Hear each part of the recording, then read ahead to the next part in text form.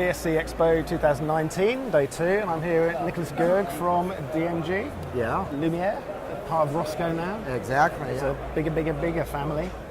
Much bigger family, much older family, but it's a great family. It's been a great marriage. I mean, what we saw at Cinec when Niels and Matthew showed us the mix, how you can dial in those Rosco colours, and how it works, it's phenomenal. I mean, it was a great work with Rosco to actually do that, because we started with like 120 gels and then dial it, tuned it down to 80, because there's a lot of them. We were like, okay, we can't do it. We're not going to put it in, right? We had experts from Rosco come to our lab in Lyon and just say yes, no, yes, no, yes, no. But the idea of how we worked the gels and color in general, is that we're working on the CIE space, right? And you try to hit the XY, but after that, so you're theoretically at the same spot, but then you try to match the spectrum. And the whole mix is actually the concept is to work in slices of spectrum to get as close as possible to the original spectrum of the gel, and not just the XY, right? So it's getting fuller spectrum, like you would get a raw image from the camera, and then you can really tweak it, and you can really color grade it as you want. Give the information to the sensor, and then have the DIT or the color grader or the DP do what they want with it. And what's response been like? So, what kind of feedback? Really good.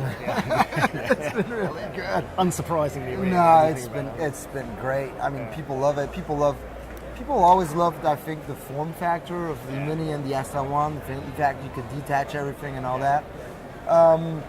We wanted to get color right, and I think Rosco was just a perfect timing and perfect match for that, because it's a complicated process. Color science is complicated.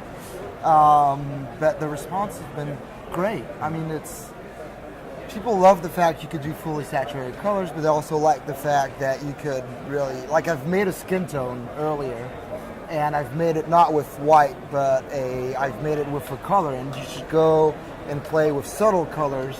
Even if they're close to white, you can enhance a little bit your ambers, your pastel colors, and so people like it.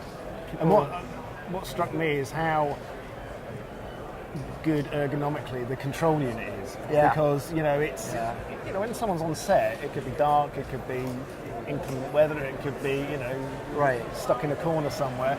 It's big, chunky. You can use it very easily, or you can go to the app. Or you can go to the app. Yeah, I was surprised how much people actually use the app. Really? And just even if they have one single light. But we did do the controller. The whole thing is a workflow, right? So you don't want to. The more time you're going to spend inside the menu for light, it's the less time you're going to have for that last flag that you want to set, or that last tweaking of color. So we wanted to put everything in it, but still have a very easy menu to use. And the whole concept of all DMG lights were always been to have the controller that's attachable, detachable. If you're in the studio, you attach everything, plug in your DMX, and you're good to go for the next years. But if you do walk and talks or stuff like that, you want to put the handle, you want to be able to go quick, to Hollywood something. And so the attach and detach thing is crucial. It's brilliant. It's so well thought out. Ergonomically and functionally, it just works, which is great. Makes sense. Yeah. Well, I used to be a gaffer, and Matthew is a cinematographer.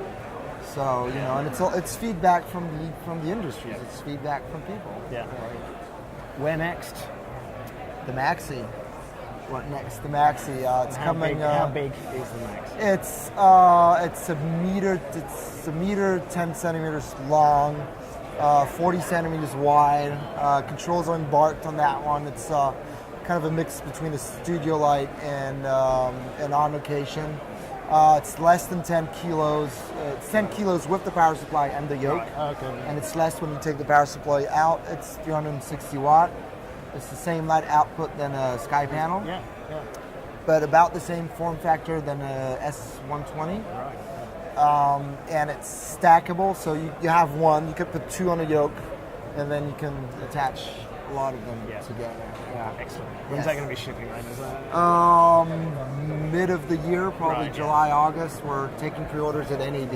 Excellent. Yeah. Right. So we're showing one here. Yeah. We're going to show more at the AFC Expo next week. Yeah. And it's a big baby. Same controls, Wi-Fi, Bluetooth, wireless DMX from Lumen Radio, ArtNet, DMX in and out, the whole shebang. Yeah. Cool.